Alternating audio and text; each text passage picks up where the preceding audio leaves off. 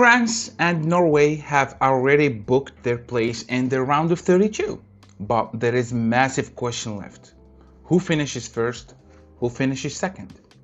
Because the difference could completely change their World Cup path. And here is the crazy part. If you finish first in Group I, you won't know your opponent until the final match day chaos settles. You could face Brazil, you could face Scotland, you could face Belgium, you could even face Uruguay. But if you finish second, your route becomes much more predictable and potentially much tougher than different way. So let's break down every possible scenario for France and Norway and see who they could meet in the round of 32. So the question is, how did we get here? Let's start with France. Les Bleus have looked exactly like tournament favorites. They opened their campaign with a 3-1 victory and followed it up with a comfortable 3-0 win. And surprise, surprise, Kylian Mbappe has been the center of everything. When France needed a goal, he delivers. When France needed a moment of magic, for example, the third goal against Senegal, he delivers 6 points from 6 points. And they are exactly where everyone expected them to be honest. But Norway have been just as impressive. They beat Iraq 3-1 and followed it up with a dramatic 3-2 victory over Senegal. And of course, Erling Haaland has been doing Erling Haaland things. Goals, physicality, chaos for defenders. Even Haaland himself admitted Norway could still finish second, which shows how important the final group game is going to be. So let's look at the scenarios. If France or Norway finish first, the group winner will face one of the best third place teams, specifically the third from Group C or D or F or G or H. And that match would be played at the legendary MetLife Stadium. Now, let's go through them one by one. The first possible opponent, is the third place from Group C. And this group is absolute madness. At the moment, the battle involves Brazil, Scotland, Morocco. And honestly, nobody knows how it ends.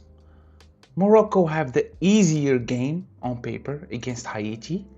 That gives them a huge advantage because if they win, they have a strong chance of avoiding the third place. And if they win with a big score, they can be first of the group.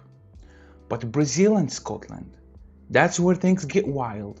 Brazil are favorites. They have more quality, more depth, more experience. But Scotland have already shown they can compete with anyone.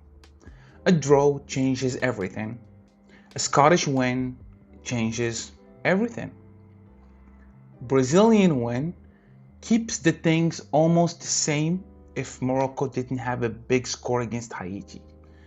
This group could easily produce Brazil in third place in case they lost the last game against Scotland. Just imagine finishing first in Group I and getting rewarded with Brazil. That's a nightmare, right? So the possible opponent number 2 will be a third place from Group D. This one looks simpler because Australia and Paraguay are fighting for second and third, and their direct battle could decide everything. Australia bring the energy, the pressing, the physicality, the counter attacks, the fast ones. They are difficult to break down and love turning games into battles. Paraguay are very aggressive, organized, and incredibly dangerous on the counterattack too. Neither team would be an easy opponent. But compared to Brazil, for example, this is probably one of the more favorable draws.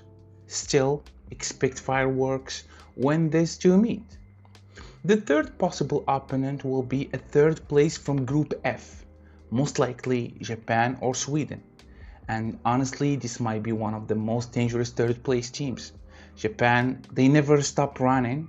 they press relentlessly, they are technically excellent, and they have caused problems for top nations like the Netherlands.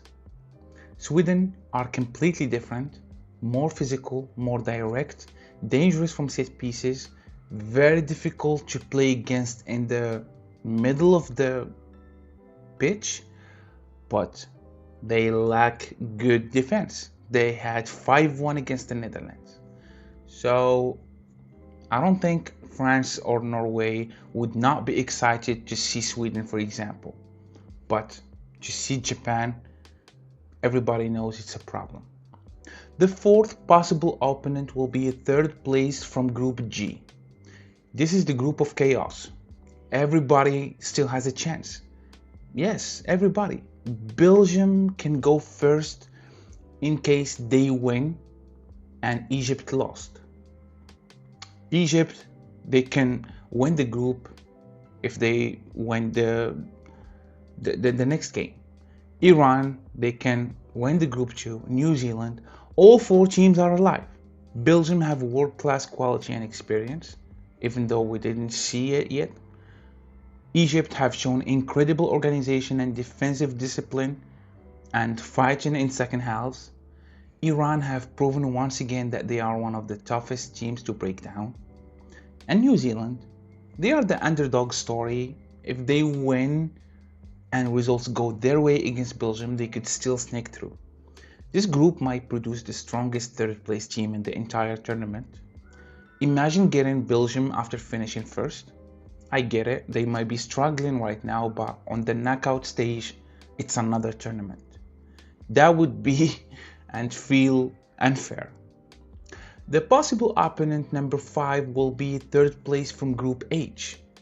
The candidates are Uruguay, Saudi Arabia, Cape Verde. Uruguay have the biggest reputation. Even if they finish third, they have enough quality to beat anyone on their day. The Saudis are organized, energetic, and dangerous in transitions. And Cape Verde have already become one of the surprise packages of the tournament.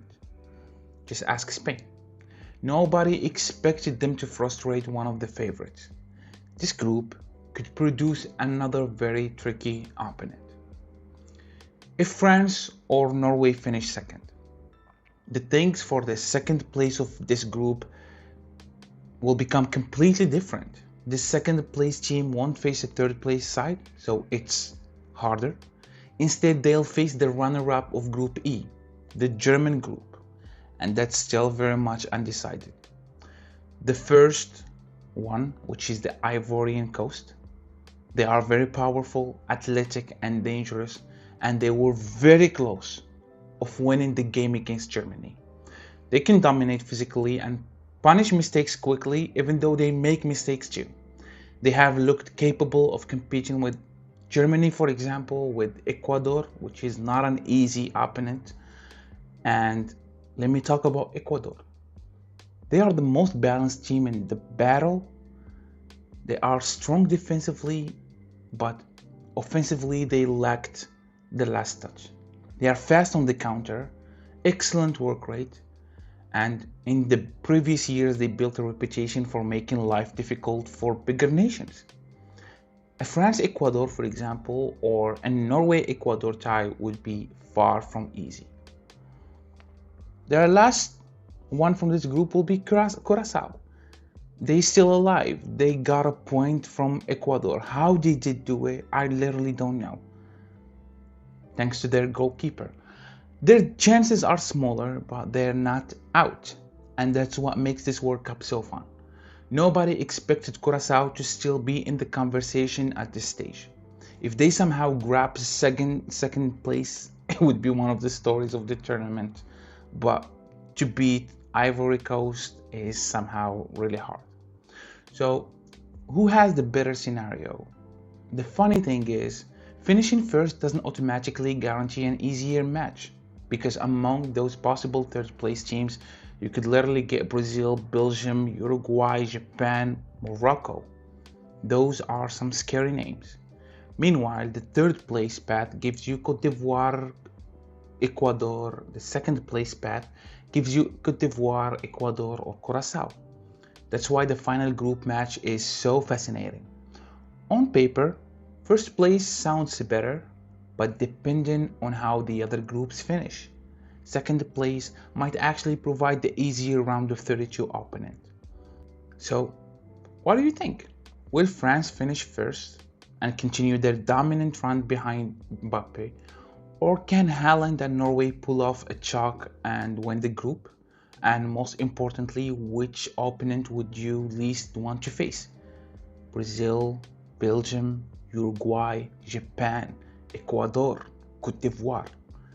Let me know your predictions in the comment and don't forget to subscribe because the final match day is about to create absolute chaos across the World Cup bracket.